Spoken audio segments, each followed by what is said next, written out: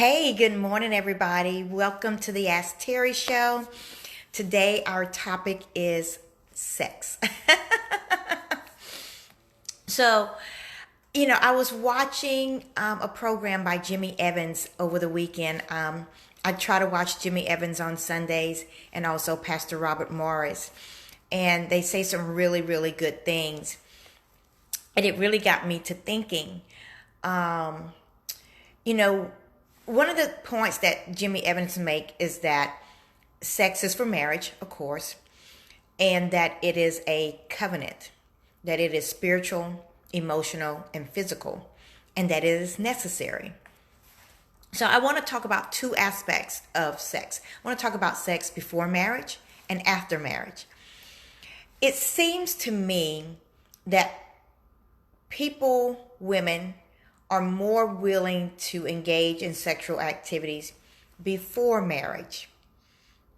I've had some people actually say, well, that's how you get the man, right? And you pull out all the stops, right? You do all the tricks and the trades. And I am not convinced that that works. Have I been there? Of course. I'm a 50-some-odd-year-old woman. Of course, I've done that. And I did get married. I did marry the person. But I can honestly say that it just messed things up. Because there was a routine there. We weren't living together. We had separate homes. And we only saw each other maybe twice a week, right? And so when we saw each other, we were all over each other. And that was great, and it was fun, and it was exciting. But when you started living together, when we got married, all of that changed, didn't it?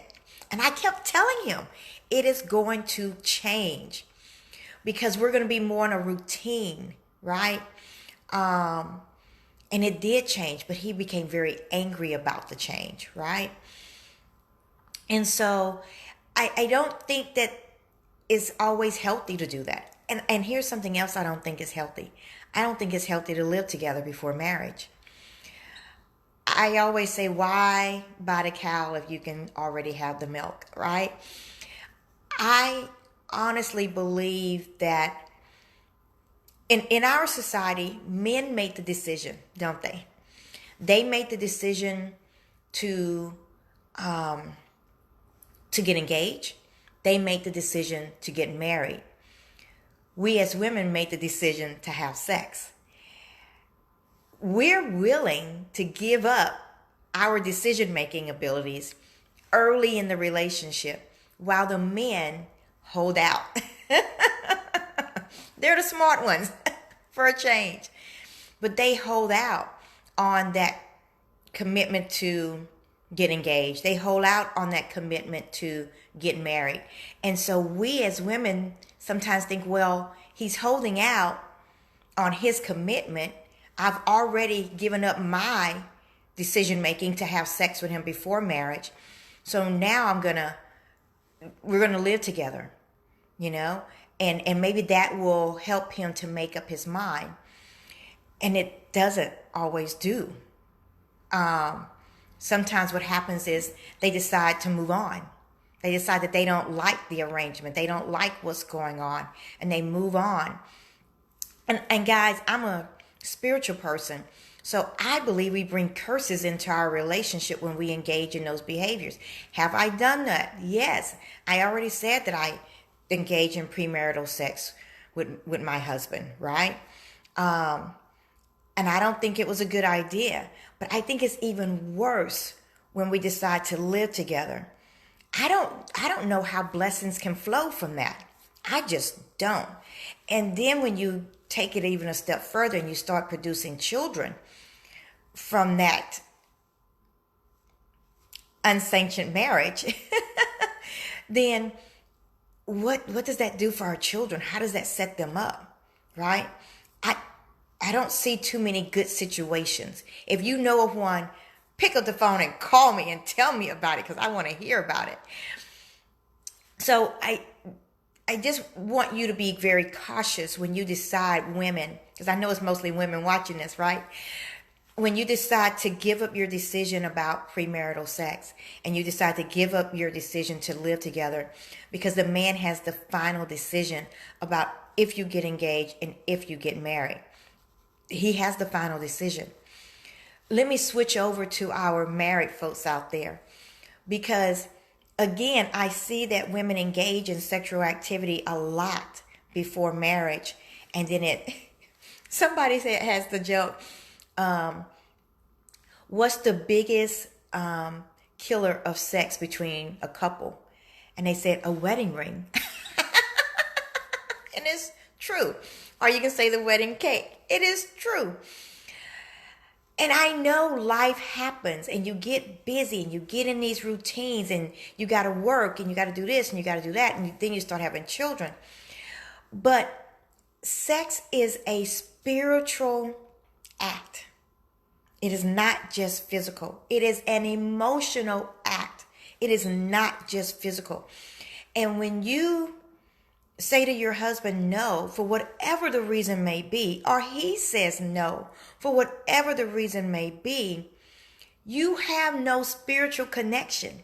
You have no emotional connection. Intimacy is into. That is what we were created for. We were created to join in together, to be together with one another.